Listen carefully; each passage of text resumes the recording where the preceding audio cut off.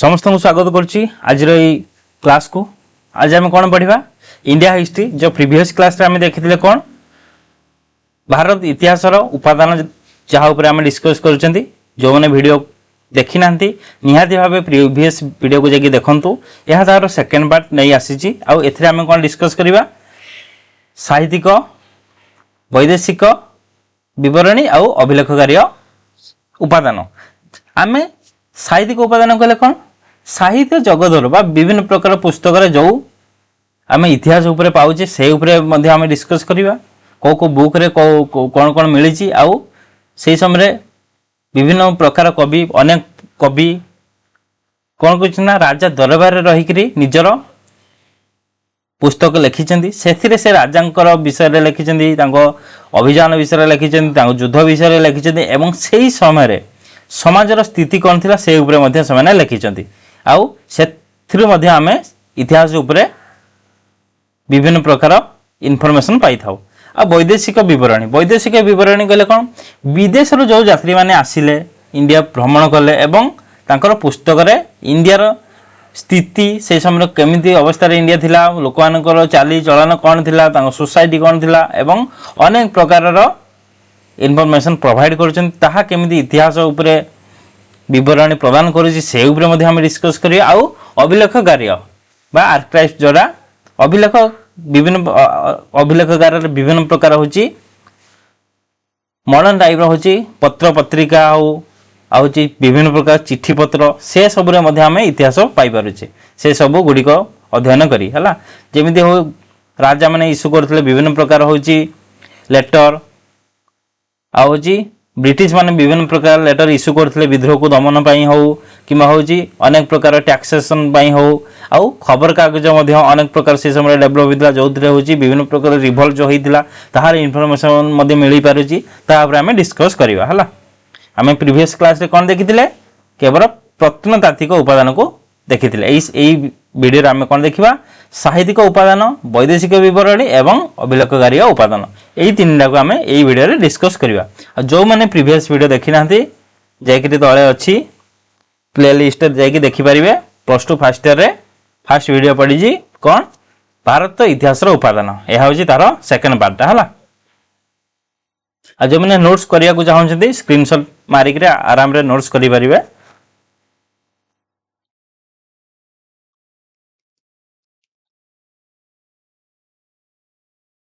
साहित्यिक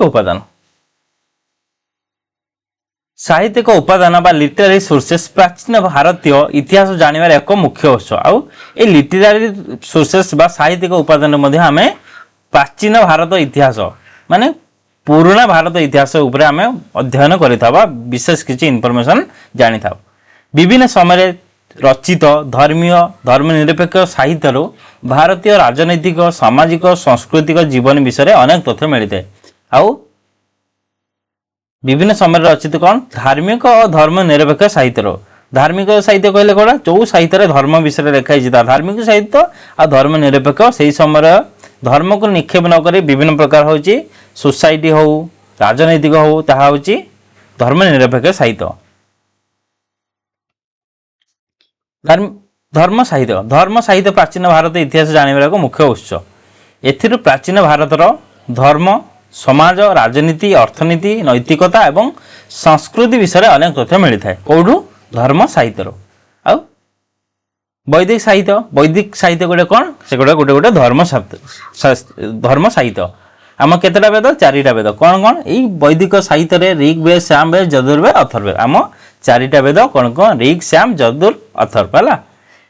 एथि मध्यरु ऋग्वेद सबुठु प्राचीन यही सब गुड़िकरू ऋग्वेद कौन सबुठार प्राचीन यह केवे लिखा 1500 रु 1000 BC मध्य लिखा जाइतिला।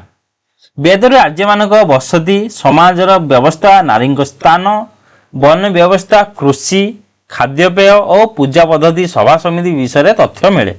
एथिर कौन अनेक गुड़े तथ्य मिल पारे जेमिति समाजर स्थिति कौन थिला नारी मानक स्थान कौन थिला कृषि हो पूजा पद्धति हो आउ बसति ए सबुर इनफॉरमेशन पाई पारुछे कोडी वैदिक साहित्यर।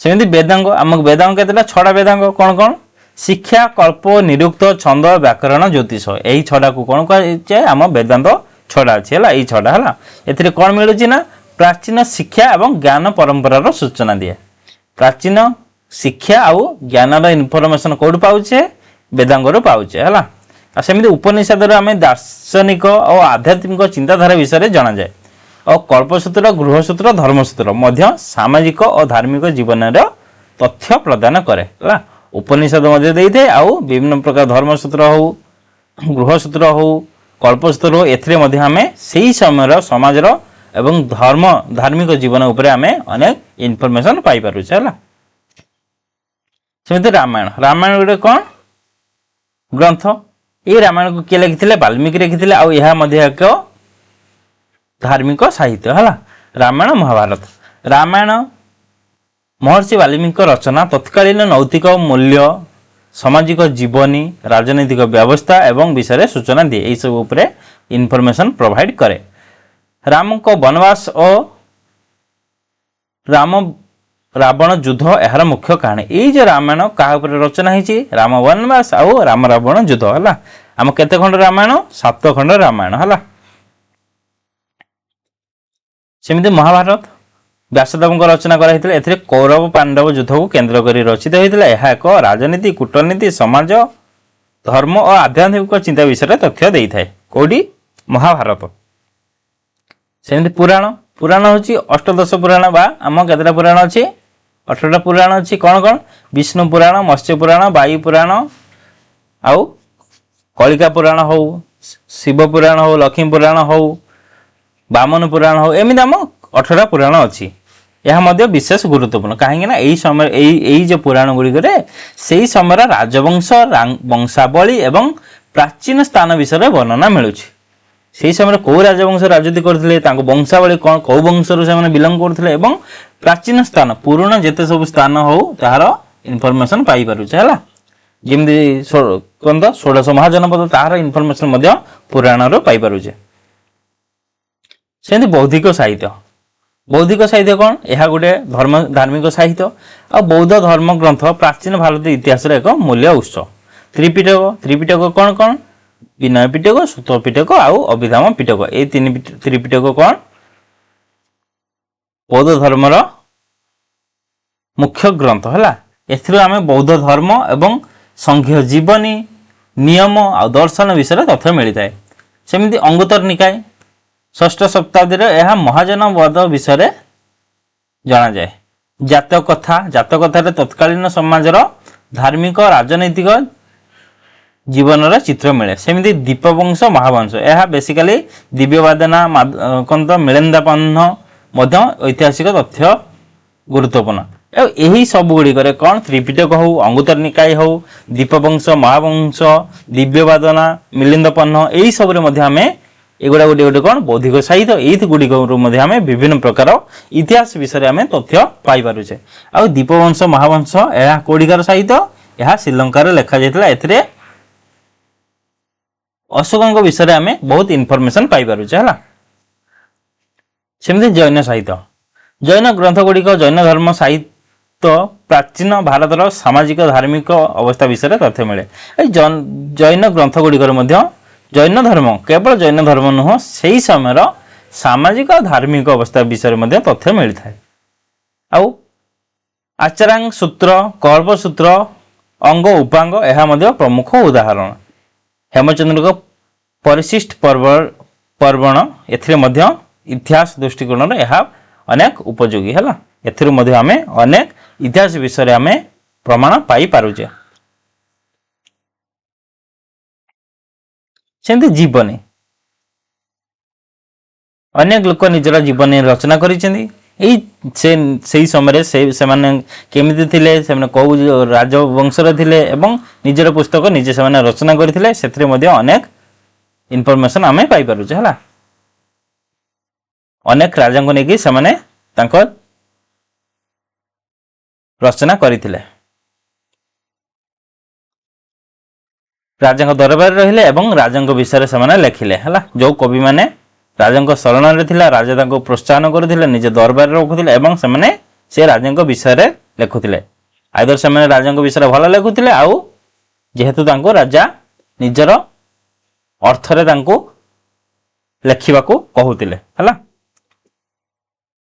जीवन चरित्र राजा मानक जीवनी सिंहासन आरोहण राज्यजय शासन धर्मनीति विषय तथ्य मिलता है। जीवन गुड़िक कौन अनेक तथ्य मिलता है जमी जीवनी सिंहासन आरोहण केवे से सिंहासन में बसी राज्य जय कौ राज्य को से जय करते शासन एवं धर्मनीति विषय तथ्य मिलता है। से समय कौन धर्मनीति था राजा को धर्म को ग्रहण करते एमती अनेक तथ्य मिलता है। बाणभट्ट हर्षचरित एक प्रमुख जीवनी ग्रंथ। बाणभट्ट हर्षचरित मुख्य जीवनी ग्रंथ यही जो बाणभट्ट लिखिं हर्षचरित क्या लिखिं राजा हर्षवर्धन है हर्षवर्धन को ऊपर लिखाई जे वर्धन डायनेस्टी स्थापन करथिले। या समय काल केते थिला 600 रु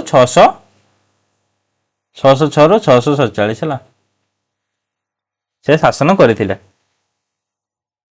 सेमती बिल्हण द्वारा विक्रमांक देवचरित एथिरे विक्रमांक देवचरित किए लिखिं बिल्हण लिखिं एथिरे से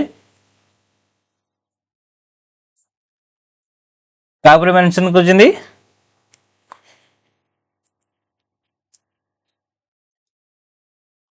चंद्रगुप्त विक्रमादित्य किए थिले चंद्रगुप्त द्वितीय चंद्रगुप्त द्वितीय ऊपर से लिखिं जयसिंह कुमारपाल चरित कुमारपाल को पाल डायनेस्टी रूलर कुमारपाल को ऊपर से पुस्तक लिखिं। संध्याकर रंदी कौन लिखिं रामचरित मानस सेमती चांद बरदाई पृथ्वीराज रास इतिहास उपादेय जीवनी पुस्तक भाव परिचित यहीपरि अनेक पुस्तक लिखा जाइथिला जहाँकि इतिहास उपरे विभिन्न प्रकार इनफॉरमेशन प्रोवाइड करुछि। विशाखा दत्तक मुद्रा राक्षस एथिरे कौन लिखाई चंद्रगुप्त मौर्य विषय लिखाई है।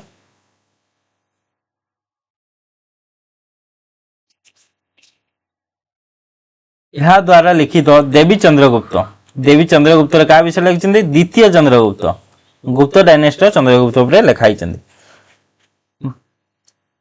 बापदी गौड़वाह यशवर्धन विषय उल्लेख मिली एमती अनेक पुस्तक से समय राजा एवं तांकर राज्यजय धर्मनीति शासन सिंहासन आरोहण यहीपरि अनेक इनफॉरमेशन प्रोवाइड करें। एगुड़िक कौन कौन थिला जीवन चरित बा से समय कवि माने राज दरबार रही राजा उपरे निजर राजा जीवनी लिखुले है। राजनीति शास्त्र कहले कौन राजनीति संपर्क ग्रंथ गुड़िक प्राचीन भारत शासन प्रशासन अर्थनीति आईन युद्ध कूटनीति विषय तथ्य दे था। यही राजनीति शास्त्र गुड़िक जमी कौटिल्यिक अर्थशास्त्र सर्वप्रधान सब प्रधान कौन कौटिल्यिक अर्थशास्त्र यह 15टी अधिकरण अच्छी। एथिरे चंद्रगुप्त मौर्य शासन व्यवस्था अर्थनीति उपरे विशेष आलोचना करा विशेष इनफॉरमेशन मिल पारुछि है। सेमती मनुस्मृति नारद स्मृति कर्णंक नीतिसार पाणिनि अष्टाध्यायी पतंजलि महाभाष्य मध्य शासन समाजर विभिन्न दिग विषय तथ्य दे था। एमती अनेक पुस्तक अच्छी जहाँकि राजनीति उपरे इनफॉरमेशन प्रोवाइड करुछि।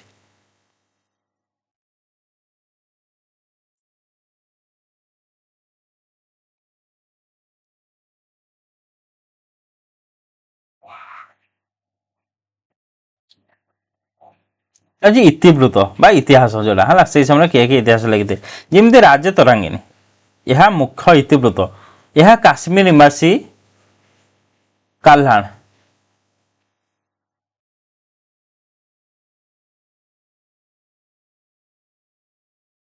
काल्हाण द्वारा रचित है। किए लिखिं काल्हाण लिखिं एथिरु काश्मीर इतिहास तथ्य मिलता है। कहार इनफॉरमेशन मिलता है से काश्मीर इतिहास काश्मीर से समय कौ डायनेस्टी थिला कौ डायनेस्टी रोल करथिला ताहार इनफॉरमेशन मिलता है। कीर्ति कौमुदी एटा नेपाल इतिहास उपरे आलोकपात करिथा है। चाचानामा मुस्लिम मानकर सिंधु प्रदेश आक्रमण अधिकार सूचना देई थाए। रासमल गुजरात इतिहास उपरे यह अनेक इनफॉरमेशन देई थाए। सेमती महादल पांजी जोटा कि ओडिशार राजवंश विषय अनेक इनफॉरमेशन देते बा अनेक उल्लेख रही अछि हला ये सब गोटे गोटे कौन इतिवृत्त बा इतिहास जो का निज निज स्टेट रे जेमती काल्हान लिखिथिले कौ उपरे काश्मीर राजवंश उपरे लिखिथिले कृति कौमुदी कौन लिखिथिले नेपाल कृति कौमुदी इतिहास रे कौन लिखा हिची नेपाल इतिहास उपरे आलोचना कराई चाचा नाम रे मुस्लिम मानक भारत आक्रमण रो इनफॉरमेशन मिलुची रासमलार गुजरात इतिहास आउ मार्दळपांजी ओडिशार राजवंश रो राजा मानकर नाम मिल पारुची हला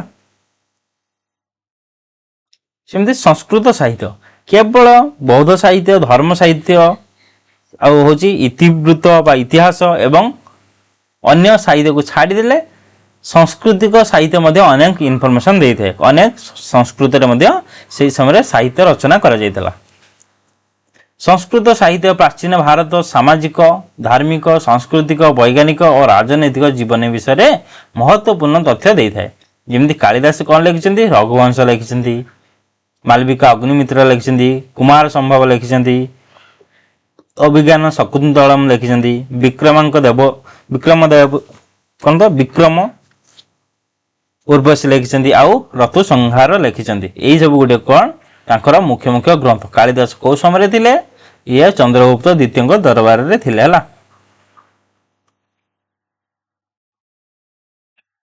चंद्रगुप्त द्वितीय बा विक्रमादित्य दरबार रे थिले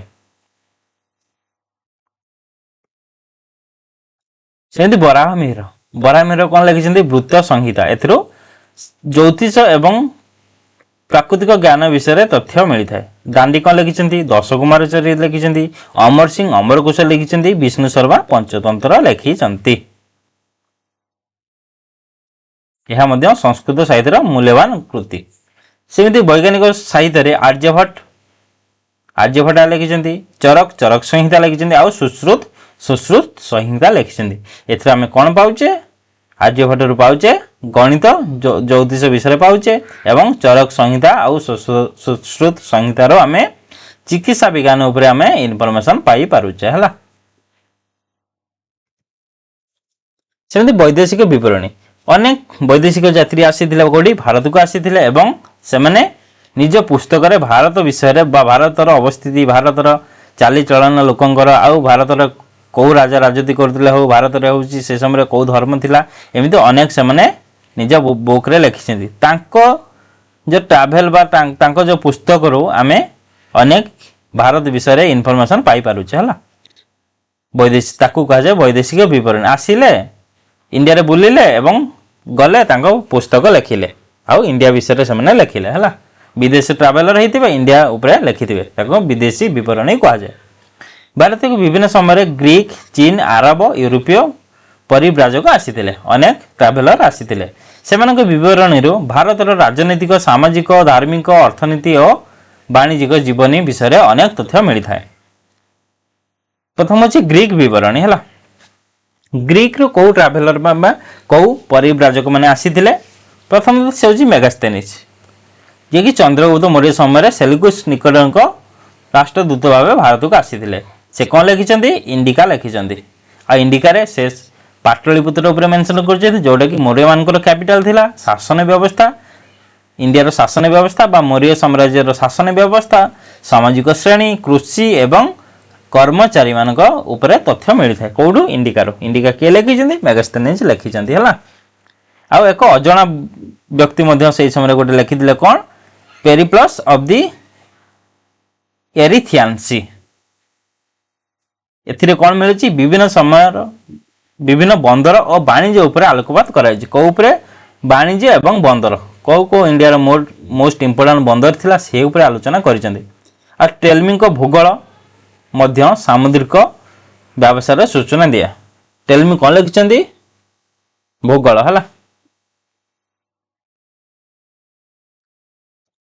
चीन विवरण ये चीन जो परिव्राजक मैंने आसते किए आसते प्रथम तो फाइन आसते क्या समय आसते गुप्त जुगरे आसीथिले चंद्रगुप्त समय आसीथिले हला तांको विवरणी रे बौद्ध धर्म सहित सामाजिक और अर्थनैतिक अवस्थार चित्र मिले आउ से चंद्रगुप्त द्वितीय समय आसीथिले एवं से समय जो बौद्ध धर्म थिला आउ से समय समाज रे थिले एवं अर्थनीति उपरे कौन अनेक चित्र बा अनेक ଲେଖିଛନ୍ତି କିନ୍ତୁ ସେ ଆସିଥିଲେ ଯେହେତୁ ଚନ୍ଦ୍ରଗୁପ୍ତ ଦ୍ୱିତୀୟଙ୍କ ସମୟରେ କିନ୍ତୁ ଚନ୍ଦ୍ରଗୁପ୍ତ ଦ୍ୱିତୀୟଙ୍କ ଉପରେ ତାଙ୍କ ପୁସ୍ତକରେ କୌଣସି ମେନସନ୍ ନାହିଁ।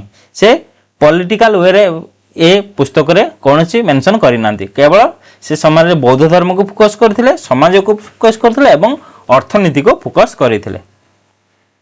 ସେମିତି ହୁଏନସାଂ ହର୍ଷବର୍ଦ୍ଧନ ସମୟରେ ଆସିଥିଲେ। ସେ ଭାରତରେ 626 ରୁ 44 ପର୍ଯ୍ୟନ୍ତ ରହିଥିଲେ। ସେ ସିୟୁକିରେ ହର୍ଷବର୍ଦ୍ଧନଙ୍କ ରାଜତ୍ୱ, ଧର୍ମସଭା ଏବଂ ସାମାଜିକ ବ୍ୟବସ୍ଥା ଓ ବୌଦ୍ଧ ଧର୍ମର ବିଷୟରେ ସୂଚନା ମିଳିଥାଏ। ସେ ଖ୍ରୀଷ୍ଟାବ୍ଦ 639ରେ ଓଡ଼ିଶା ପରିଭ୍ରମଣରେ ଆସିଥିଲେ। କେତେ? 639ରେ ଆସିଥିଲେ। ସେ ଓଡ଼ିଶାର ଓଡ୍ର, କଳିଙ୍ଗ, କଙ୍ଗୋଦ ବିଷୟରେ ଉଲ୍ଲେଖ ଦେଇଛନ୍ତି। ଆଉ ଇତ୍ସିଂ ମଧ୍ୟ ଆସିଥିଲେ, ଏକ ବୌଦ୍ଧ ପରିବ୍ରାଜକ ଥିଲେ। ସେ ମଧ୍ୟ ବୌଦ୍ଧ ଧର୍ମ ଓ ଶିକ୍ଷା କେନ୍ଦ୍ର ଉପରେ ତଥ୍ୟ ପ୍ରଦାନ କରିଛନ୍ତି। ସେମିତି ଆରବୀୟ ଲେଖକମାନଙ୍କ ରଚନା। ସେହି ସମୟରେ ହେଉଛି ଅନେକ ଆରବୀୟ ଲେଖକ ଆସିଥିଲେ। ଆରବ, ଇଟାଲୀୟ, ଅନ୍ୟାନ୍ୟ ୟୁରୋପୀୟ ପରିବ୍ରାଜକଙ୍କ ବିବରଣୀରୁ ଭାରତୀୟ ଇତିହାସର ମହତ୍ୱପୂର୍ଣ୍ଣ ଉତ୍ସ। 712ରେ ଆରବମାନେ ସିନ୍ଧୁ ପ୍ରଦେଶ ଆକ୍ରମଣ କରିବା ପରେ ଆରବୀୟ ଲେଖକମାନଙ୍କ ରଚନାରୁ ଭାରତୀୟ ସମ୍ପର୍କ ଉପରେ ତଥ୍ୟ ମିଳିଥାଏ। ଆଲବେରୁନି ମହମ୍ମଦ ଗଜନୀ ସମୟରେ ଭାରତକୁ ଆସିଥିଲେ। ଆଲବେରୁନି କାହା ସମୟରେ ଆସିଥିଲେ? ମହମ୍ମଦ ଗଜନୀଙ୍କ ସମୟରେ ଭାରତକୁ ଆସିଥିଲେ। ଆଉ ସେ ଗଜନୀଙ୍କ ଉପରେ ଅନେକ ଇନଫର୍ମେସନ କୋଉଠି ମିଳୁଛି? ଆଲବେରୁନି ଲେଖିଛନ୍ତି। କ'ଣ ଲେଖିଛନ୍ତି? କିତାବ ଉଲ୍ ହିନ୍ଦ ଅର୍ ତାକେତ ଏ ହିନ୍ଦ। ଏହି ଗ୍ରନ୍ଥରେ ସେହି ସମୟରେ ଭାରତର ସମାଜ, ଧର୍ମ, ଅର୍ଥନୀତି ଓ ଶିକ୍ଷା ବିଷୟରେ ବା ପ୍ରଥା ବିଷୟରେ ମଧ୍ୟ ଅନେକ ଇନଫର୍ମେସନ ମିଳିପାରୁଛି। ସେ ସମୟରେ କୋଉ ପ୍ରଥା ଚାଲିଥିଲା ଇଣ୍ଡିଆରେ ହେଲା। ସେମିତି ମାର୍କୋପୋଲୋ, ଯିଏକି ତ୍ରୟୋଦଶ ଶତାବ୍ଦୀରେ ଭାରତ ଆସିଥିଲେ। ତାଙ୍କ ବିବରଣୀରୁ କ'ଣ ମିଳୁଛି? ବିଭିନ୍ନ ଅଞ୍ଚଳ ଓ ଜୀବନଯାପନ ସମ୍ପର୍କରେ ଜଣାଯାଉଛି। ଇବନ ବତୁତା ଆସିଥିଲେ ମହମ୍ମଦ ବିନ୍ ତୁଗଲକଙ୍କ ସମୟରେ। ଆଉ ରେହାଲ ଲେଖିଛନ୍ତି। ଆଉ ଏଥିରେ ତତ୍କାଳୀନ ରାଜନୀତି, ସମାଜ, ପ୍ରଶାସନ ଏବଂ ଅର୍ଥନୀତି ଉପରେ ଇନଫର୍ମେସନ ମିଳିପାରୁଛି। ଅବୁର ରାଜାକ, ଯିଏକି ବିଜୟନଗର ସାମ୍ରାଜ୍ୟ ଆସିଥିଲେ, ସେ ସମୟରେ ରାଜନୀତି, ସମାଜ, ସମ୍ପତ୍ତି ସମୃଦ୍ଧି ବିଷୟରେ ତଥ୍ୟ ଦେଇଥିଲେ। ନିକଲକଣ୍ଡି ମଧ୍ୟ ଆସିଥିଲେ ସେ ସମୟରେ ହେଉଛି କୋଉଠି? ବିଜୟନଗରକୁ। ସେ ମଧ୍ୟ ଅନେକ ଅଞ୍ଚଳ ସମ୍ପର୍କରେ ବିବରଣୀ ଦେଇଛନ୍ତି। ଜାହାଙ୍ଗୀର ସମୟରେ କିଏ ଆସିଥିଲେ? କ୍ୟାପ୍ଟେନ୍ ହକିନ୍ସ ଆସିଥିଲେ। ସାର୍ ଥୋମାସ ରୋ ଆସିଥିଲେ ଭାରତକୁ। ସେ ମଧ୍ୟ ତାଙ୍କ ବିବରଣୀରେ ମୁଗଲ ଦରବାର ଏବଂ ସମକାଳୀନ ଭାରତର ଅବସ୍ଥା ବିଷୟରେ ତଥ୍ୟ ମିଳିଥାଏ। ଏହି ପୁସ୍ତକରୁ ବା ବିଭିନ୍ନ ପ୍ରକାର ଯେଉଁ ଲେଖକ ଆସିଥିଲେ, ଆରବୀୟ ଲେଖକମାନେ ଆସିଥିଲେ, ତାଙ୍କ ପୁସ୍ତକରୁ ମଧ୍ୟ ଆମେ ଭାରତର ସ୍ଥିତି ସେ ସମୟରେ କ'ଣ ଥିଲା, କୋଉ ଧର୍ମ ଥିଲା, ଭାରତର ହେଉଛି ରାଜନୀତି ହଉ, ସାମାଜିକ ହଉ, ପ୍ରଶାସନିକ ହଉ, ଅର୍ଥନୀତି ହଉ, ଏସବୁର ଇନଫର୍ମେସନ ଆମେ ପାଇପାରୁଛେ ହେଲା। ସେମିତି ମଧ୍ୟଯୁଗୀୟ ସାହିତ୍ୟ। ମଧ୍ୟଯୁଗରେ ମଧ୍ୟ ଅନେକ ସାହିତ୍ୟ ରଚନା ହେଇଥିଲା। ମଧ୍ୟଯୁଗ ଭାରତ ଇତିହାସ ରଚନା ପାଇଁ ବହୁ ସାହିତ୍ୟ ଉପାଦାନ ମିଳିଥାଏ। ମଧ୍ୟଯୁଗରେ ଅନେକ ପୁସ୍ତକ ଲେଖାଯାଇଥିଲା, ଯାହାକି ଏଇ ମାନେ ଇତିହାସର ପ୍ରମାଣ ଦେଇଅଛି। ଏହି ସମୟରେ ଅନେକ ଇତିବୃତ୍ତ ବା ଇତିହାସ, ଆତ୍ମଜୀବନୀ ଏବଂ ରାଜଦରବାରୀ ଗ୍ରନ୍ଥ ରଚନା ହୋଇଥିଲା। ଯେମିତି ମିନାଜୁଦ୍ଦିନ ସିରାଜ କ'ଣ ଲେଖିଛନ୍ତି? ତବାକତେ ନାସିର ଲେଖିଛନ୍ତି। ସେଥିରେ କ'ଣ? ମହମ୍ମଦ ଘୋରୀଙ୍କ ଭାରତ ଆକ୍ରମଣ ଓ ଦିଲ୍ଲୀ ସୁଲତାନ ପାରମିକ ଇତିହାସ ମିଳିଥାଏ। ସେମିତି ଜିଆଉଦ୍ଦିନ ବରିନ କ'ଣ ଲେଖିଛନ୍ତି? ତାରିକ ଏ ଫିରୋଜ ଶାହୀ ଲେଖିଛନ୍ତି। ଏଥିରେ କ'ଣ? ବଲବନ, ଖିଲଜି ରାଜବଂଶ, ମହମ୍ମଦ ବିନ୍ ତୁଗଲକ ଆଉ ଫିରୋଜ ଶାହ ତୁଗଲକଙ୍କ ବିଷୟରେ ତଥ୍ୟ ମିଳିଥାଏ। ଅମୀର ଖୁସରୋ କ'ଣ ଲେଖିଛନ୍ତି? ଖ୍ୱାଜା ନୀଲ ଫତୁ ଲେଖିଛନ୍ତି। ଏଥିରେ ଖିଲଜି ଶାସନ ସମ୍ପର୍କରେ ଅନେକ ତଥ୍ୟ ମିଳିଥାଏ। ଆଲାଉଦ୍ଦିନ ଖିଲଜିଙ୍କ ରାଜତ୍ୱ ସମୟରେ ସେ ଏହି ପୁସ୍ତକ ଲେଖିଥିଲେ ହେଲା। ଯେମିତି ମୁଗଲ ଯୁଗରେ ବାବର କ'ଣ ଲେଖିଛନ୍ତି? ତୁଜୁକେ ବାବରୀ। ଏଇଟା କ'ଣ ଥିଲା? ତାଙ୍କ ମୂଲ୍ୟବାନ ଆତ୍ମଜୀବନୀ ଥିଲା। ଏଥିରେ ସେ ଅବୁଲ ଫାଜଲ ଆକବରନାମା ଲେଖିଛନ୍ତି, ଆକବରଙ୍କ ଉପରେ ଲେଖିଛନ୍ତି। ଆଉ ଆଇନ ଆକବରୀ, ଆକବରନାମାର ଗୋଟେ ପାର୍ଟ ହେଉଛି କ'ଣ? ଆଇନ ଆକବରୀ। ଆକବରନାମା 3ଟା ଭାଗରେ ବିଭକ୍ତ, ଗୋଟେ ହେଉଛି ଆଇନ ଆକବରୀ। ସେଥିରେ ଆକବରଙ୍କ କ'ଣ? ଶାସନ, ପ୍ରଶାସନ, ଅର୍ଥନୀତି ଏବଂ ସମାଜ ବିଷୟରେ ତଥ୍ୟ ମିଳିଥାଏ। କୋଉଠୁ? ଆଇନ ଆକବରୀରୁ ହେଲା।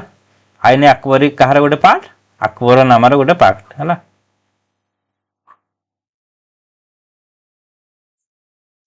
ଆଉ ଜାହାଙ୍ଗୀର, ତୁଜୁକେ ଏ ଜାହାଙ୍ଗୀର, ଏଥିରେ ସେ ତାଙ୍କ ଶାସନ କାଳର ଘଟଣାବଳୀ ଲିପିବଦ୍ଧ ହୋଇଛି। ଅବଦୁଲ ରହିମ ଲାହୋରୀ, ଏଥିରେ କ'ଣ ଲେଖିଛନ୍ତି? ପାଦଶାହନାମା ଲେଖିଛନ୍ତି। ଏଥିରୁ କ'ଣ? ଶାହଜାହାନଙ୍କ ଶାସନ ବିଷୟରେ ତଥ୍ୟ ମିଳିଥାଏ।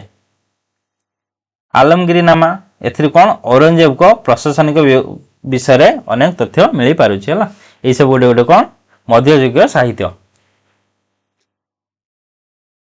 अछि अभिलेखकार्य उपादान कौन अभिलेखकार्य उपादान हला आम मॉडर्न इतिहास को जदि बुझा हम जदि आम विभिन्न प्रकार इनफॉरमेशन कलेक्ट करिया ताहले अभिलेखकार्य उपादान मुख्य भूमिका ग्रहण करि थाए बिना अभिलेखकार्य रे आम मॉडर्न जुगर इतिहास उपरे आम कौन सी इतिहास उपरे जानि परिबा नाही हला आधुनिक भारत इतिहास अध्ययन पई मॉडर्न इंडिया इतिहास को जदि बुझा हम ताहले कौन अभिलेखकार्य उपादान को गुरुत्वपूर्ण विशेषकर ब्रिटिश शासन काल समय सरकारी दलित विभिन्न प्रकार सरकार कागजपत्र चिठी लेटर आउ अन्य लिखित तथ्य अभिलेखकार्य सुरक्षित रही ये सब कौटी सुरक्षित रही विभिन्न प्रकार अभिलेखागार आर्काइव्स सुरक्षित रही स्टेट आर्काइव्स हो कि नेशनल आर्काइव्स हो एथि कौन राजनैतिक प्रशासनिक सामाजिक अर्थनीति अवस्था विषय जना पड़े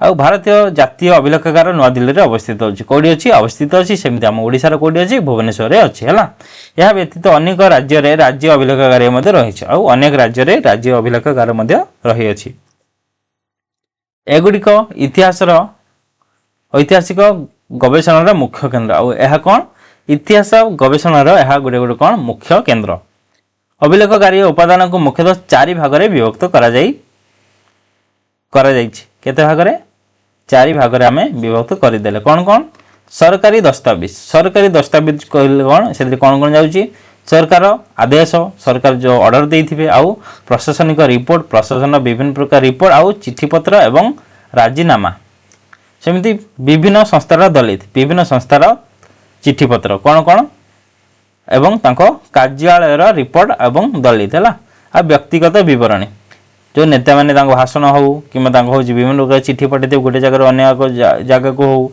आउ तांको अधिकार पोजीशन किमा अन्य व्यक्तिगत चिठी तांको डायरी तांको स्मृति कथा ए सब मध्ये हमें इतिहास उपरे जानि पारुछ आउ संवाद पत्र मुख्य भूमिका ग्रहण करे सेतिर हमें कोन बाउछि सेही समय घटना आंदोलन राजनीति एवं सामाजिक विवर्तन तथ्य देई थाए कोटा संवाद पत्र हला या गोटे गोटे कोन अभिलेखकार्य उपादान फास्ट आम देखा सरकारी दस्तावेज है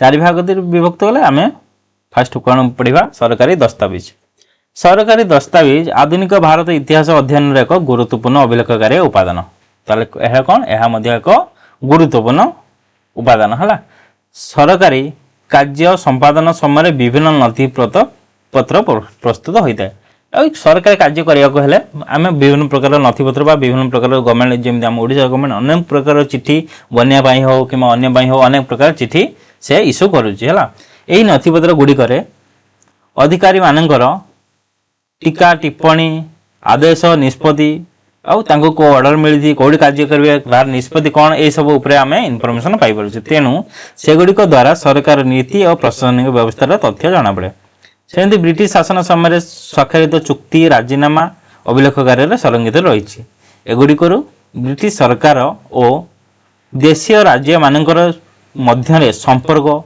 स्वाधीनता संग्राम उपर चुक्ति गुड़िकर प्रभाव जना जाए विचारालयर दस्तावेज मध्य आईन न्याय व्यवस्था और आईन व्याख्या विषय तथ्य मिलता है आ कौन यह छड़ा जनगणना रिपोर्ट मध्य लोकंकर संख्या जाति वृत्ति सामाजिक व्यवस्था उपरे तथ्य देई थाए और राजकोष जमा खर्चर हिसाब टिकस प्रणाली संबंधी दस्तावेज रु मध्य आमे अर्थनीति अवस्था उपरे तथ्य मिलता है ए गोटे को इनफॉरमेशन देई थाए से समय होची जनगणना आमे कोन जानबे लोक संख्या आम भारत रे केते थिले कि ओडिसा रे केते थिले को जातिर लोक थिले तांको वृत्ति कोन थिला तांको सामाजिक अवस्था कोन थिला ता उपरे आमे इनफॉरमेशन पाउजे सेही बली सचिवालय रो दस्तावेज बा विभिन्न प्रकार कार्य कागज पत्र रे आमे कोन इनफॉरमेशन पाउजे से समय आईन व्यवस्था कोन थिला न्याय कोन थिला होची आईन उपरे को आईन लागू होतला ए सब उपरे आमे इनफॉरमेशन पाई बारू छे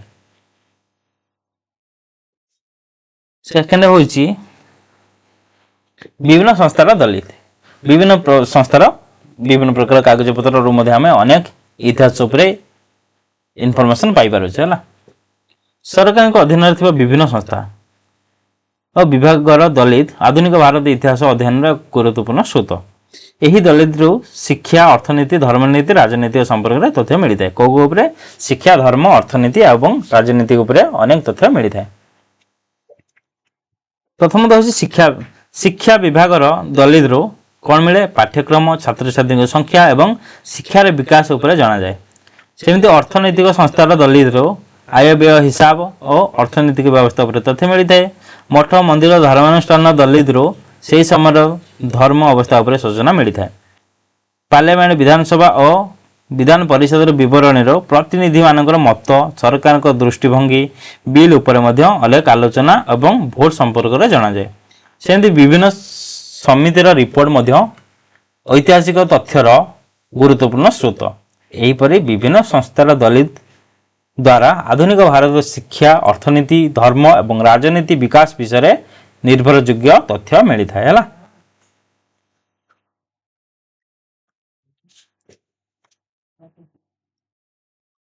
ତିନି କ'ଣ? ନିର୍ଦ୍ଦିଷ୍ଟ ବ୍ୟକ୍ତିମାନଙ୍କ ବିବରଣୀ। ଅନେକ ଲୋକ ନିଜର ବିବରଣୀ ଦେଇଛନ୍ତି। ନିର୍ଦ୍ଦିଷ୍ଟ ବ୍ୟକ୍ତିମାନଙ୍କ ଦିନଲିପି, ଆତ୍ମଚରିତ, ବ୍ୟକ୍ତିଗତ ଚିଠି, ବକ୍ତୃତା ଏବଂ ସ୍ମୃତି କଥା ମଧ୍ୟ ଆଧୁନିକ ଭାରତ ଇତିହାସ ଉପରେ ମୂଲ୍ୟବାନ ଉପାଦାନ। ଏଥିରେ ମଧ୍ୟ ଆମେ ଇତିହାସ ଉପରେ ଜାଣିପାରୁଛେ। ବିଶେଷ କରି ସ୍ୱାଧୀନତା ସଂଗ୍ରାମୀ ନେତାମାନେ ଲେଖରୁ ସ୍ରୋତରୁ ସେ ସମୟର ସମାଜ, ରାଜନୀତି ଓ ସ୍ୱାଧୀନତା ଆନ୍ଦୋଳନ ବିଷୟରେ ତଥ୍ୟ ମିଳିଥାଏ। ଦିନଲିପି, ଆତ୍ମଚରିତରେ ଅନେକ ଘଟଣା ଧାରାବାହିକ ବିବରଣୀ ରହିଛି। ନେତାମାନଙ୍କ ନିର୍ଦ୍ଦିଷ୍ଟ ସମୟର ବ୍ୟକ୍ତିତ୍ୱ, ମତାମତ ମଧ୍ୟ ଐତିହାସିକ ତଥ୍ୟ ଭାବରେ ଗ୍ରହଣ କରାଯାଏ। ମନ୍ଦିରର ପୁରୋହିତମାନଙ୍କର ବିବରଣୀରୁ ମଧ୍ୟ ଧର୍ମ, ଜୀବନୀ, ବ୍ୟକ୍ତିଗତ ଚିଠାରୁ ରାଜନୈତିକ ଘଟଣା ସମ୍ପର୍କରେ ତଥ୍ୟ ମିଳିଥାଏ। ଏଥିରୁ ମଧ୍ୟ ଆମେ ଅନେକ ପ୍ରକାର ଇନଫର୍ମେସନ ପାଇପାରୁଛେ। ହେଲା, ସେହିପରି ସମ୍ବାଦପତ୍ର।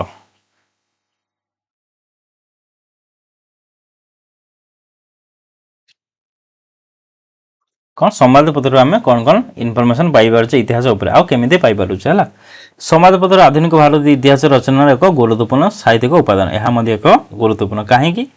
ଏଥିରେ ଦୈନନ୍ଦିନ ଘଟଣା, ପ୍ରତିଦିନ ଯାହା ଘଟୁଥିବା ଘଟଣା ସେଥିରେ ପବ୍ଲିଶ ହେଉଛି। ଏବଂ କ'ଣ? ରାଜନୈତିକ ଆନ୍ଦୋଳନ ମଧ୍ୟ ପବ୍ଲିଶ ହେଉଛି। ସାମାଜିକ ସମସ୍ୟା, ଅର୍ଥନୈତିକ ଘଟଣା, ସମକାଳୀନ ବିବରଣୀ ମିଳିଥାଏ। ତେଣୁ ଅତୀତର କୌଣସି ଘଟଣାର ବିସ୍ତୃତ ଇତିହାସ ଜାଣିବା ପାଇଁ ସେ ସମୟର ସମ୍ବାଦପତ୍ର ଅଧ୍ୟୟନ ଅତ୍ୟନ୍ତ ଆବଶ୍ୟକ। ହେଲା, ସେମିତି ସ୍ୱାଧୀନତା ପୂର୍ବରୁ ପ୍ରକାଶିତ ହୋଇଥିଲା? ଅମୃତ ବଜାର ପତ୍ରିକା ଆଉ ହିନ୍ଦୁ ପାଟ୍ରିଅଟ ଆଉ ଯୁଗାନ୍ତର ଭଳି ସମ୍ବାଦପତ୍ର ଭାରତୀୟ ଜାତୀୟ ଆନ୍ଦୋଳନ ସମ୍ପର୍କରେ ବହୁତ ତଥ୍ୟ ପ୍ରଦାନ କରିଛି। ସମ୍ପାଦକୀୟ ଗୁଡ଼ିକରେ ସେ ସମୟର ପ୍ରମୁଖ ରାଜନୀତି, ସାମାଜିକ ସମସ୍ୟା ବିଶ୍ଳେଷଣ ମଧ୍ୟ ମିଳେ। ଆଉ ସମ୍ବାଦପତ୍ର ବ୍ୟତୀତ ବିଭିନ୍ନ ପତ୍ରପତ୍ରିକା, ଗବେଷଣାମୂଳକ ଜର୍ନାଲ, ଇତିହାସ ମୂଲ୍ୟବାନ ଉପାଦାନ। ଆଉ Asiatic research, journal of the royal Asiatic society, Asiatic quarterly review of journal of the Asiatic society of Bengal ଆଦି ଐତିହାସିକ ଗବେଷଣା ଓ ଆଲୋଚନା ପ୍ରକାଶ ହୋଇଛି। ଏହାଛଡ଼ା ପୁରୁଣା ଛବି, ମାନଚିତ୍ର, ଚିତ୍ର ମଧ୍ୟ ଇତିହାସ ରଚନାରେ ସହାୟତା କରେ। ଏହିସବୁରୁ ଆମେ କ'ଣ ଇତିହାସ ଉପରେ ଜାଣିବାକୁ ପାଉଛେ। ଏହା ଥିଲା କ'ଣ? ଆମ ସୋର୍ସେସ୍ ବା ଉପାଦାନ, ଭାରତ ସାହିତ୍ୟର ଉପାଦାନ। ମାନେ ଏହା ବ୍ୟତୀତ ଏହାକୁ ଛାଡ଼ିଦେଲେ ଆମେ ଇତିହାସ ଉପରେ ଏଇ କ'ଣ ତ ଉପାଦାନକୁ ଛାଡ଼ିଦେଲେ ଆମେ ଇତିହାସ ଉପରେ କୌଣସି ଜିନିଷ ଜାଣିପାରିବାନି। ତେଣୁକରି ଇତିହାସ ଲେଖିବାକୁ ହେଲେ ଏହିସବୁ ଉପାଦାନ ମୁଖ୍ୟ ଭୂମିକା ଗ୍ରହଣ କରିଥାଏ। ଏହା ଥିଲା କ'ଣ?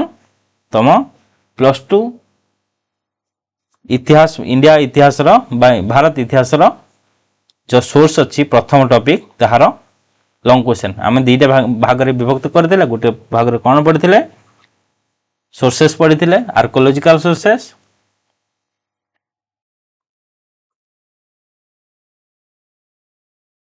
ସେକେଣ୍ଡ ଭାଗରେ ଲିଟେରାରୀ। ହେଲା, ଲିଟେରାରୀ ସୋର୍ସେସ୍। ଯେଉଁମାନେ ନୋଟ୍ସ କରିନ ସ୍କ୍ରିନଶଟ୍ ମାରିଦେବ, ନୋଟ୍ସ କରିଦେବ ନିହାତି ଭାବରେ। ଆଇଦର एग्जाम रे एइटु गोटे क्वेश्चन आसीबो नले एइटु गोटे क्वेश्चन आसीबो हला हा दीटा क्वेश्चन हबो